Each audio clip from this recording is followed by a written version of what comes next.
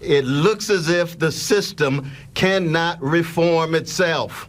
Brilliant philosopher, activist, and author Dr. Cornel West was on CNN with Anderson Cooper on Friday night discussing George Floyd and the protests going on around the country. And he was really able to paint this larger picture of what all of this means ultimately for the country as a whole.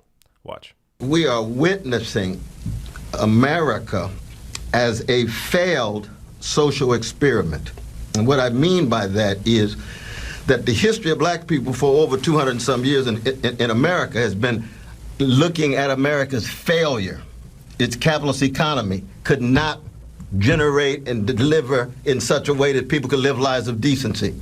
The nation state, its criminal justice system, its legal system could not generate protection of rights and liberties. And now our culture, of course, is so market-driven, everybody for sale, everything for sale. It can't deliver the kind of really real nourishment for soul, for meaning, for purpose. And so when you get this perfect storm of all of these multiple failures at these different levels of the American empire, and what we've seen in America is now these chickens coming home to roost. You're reaping what you sow. And in this instant, you have Brother George, where it is so clear it is a lynching at the highest level. Nobody can deny it.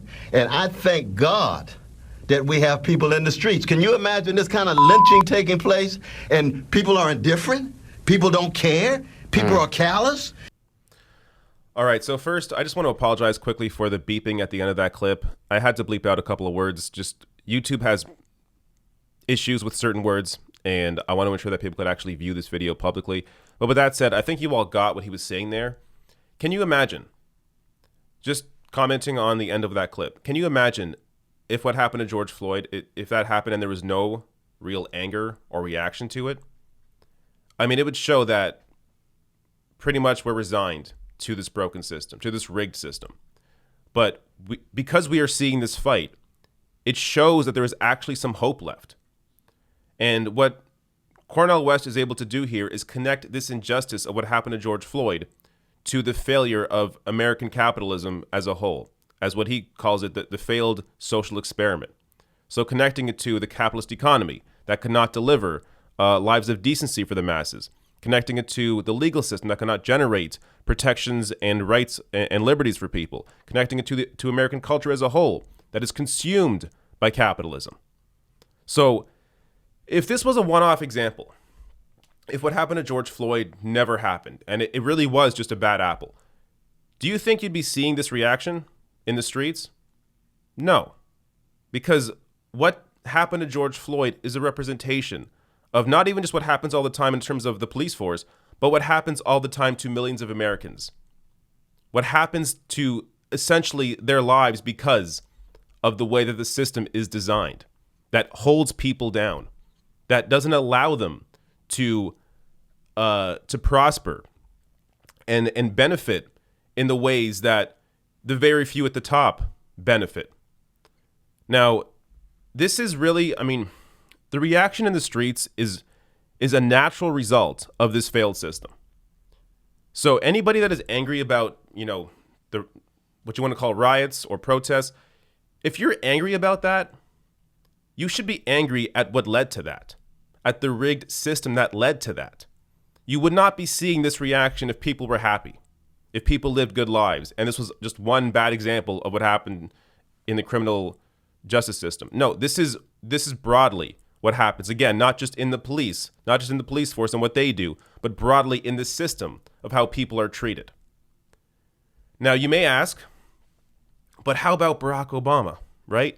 Barack Obama, wasn't he an example of a real shift in America, in American culture, in American society? Well, no. And in fact, Cornel West also addresses this. But you know what's sad about it though, brother? At the deepest level? It looks as if the system cannot reform itself. We've tried black faces in high places. Too often our black politicians, professional class, middle class, become too accommodated to the capitalist economy, to accommodate it to the militarized nation state, to accommodate it to the market-driven culture tied with celebrity status, power, fame, all of that superficial stuff that means so much to so many fellow citizens. And what happens? What happens is we got a neo-fascist gangster in the White House who really doesn't care for the most part. You got a neoliberal wing of the Democratic Party that is now in the driver's seat with the collapse of Brother Bernie, and they don't really know what to do because all they want is show more black faces, show more black faces. But oftentimes these black faces are losing legitimacy too, because the Black Lives Matter movement emerged under a black president, black attorney general, and black Homeland Security, and they couldn't deliver. You see? So that when you talk about the masses of black people, the precious poor and working class black people, poor and working class brown, red, yellow, whatever color, they're the ones who are left out and they feel so thoroughly powerless, helpless, hopeless, then you get rebellion. And we've reached the point now, it's a choice between nonviolent revolution. And by revolution, what I mean is the democratic sharing of power, resources, wealth, and respect. If we don't get that kind of sharing, you're going to get more violent explosions. So what Cornel West discusses here is the failure of neoliberalism. I've discussed this before when Bernie Sanders had a chance in the primary, that Bernie Sanders was the compromise. Now, I'm under no illusion these protests are happening because Bernie didn't win the primary. But I'm saying that when you are moving forward into a society where you are continuing neoliberalism or going towards Donald Trump into fascism, this is the end result. This is what's going to happen. If there is no real shift in the transfer of wealth, this is going to continue. So, I mean, he discusses here essentially representation without fight for real transformation that centers on the rights of the most marginalized. If you simply have, Barack Obama in the White House, that doesn't automatically result into the sharing of wealth among the poor. There has to be actual change there. There has to be actual political change, political courage when it comes to making big decisions that moves the system into a direction that actually benefits the masses. So if you want to end these protests, then you should want workers on corporate boards. You should want to take the profit motive out of healthcare. You should want housing for all. And you should also want to defund the police.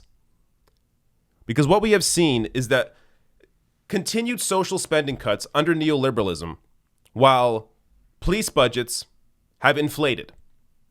So while people's lives, well, there have been cuts to the help that people need, be it healthcare, be it the welfare state, whatever it is.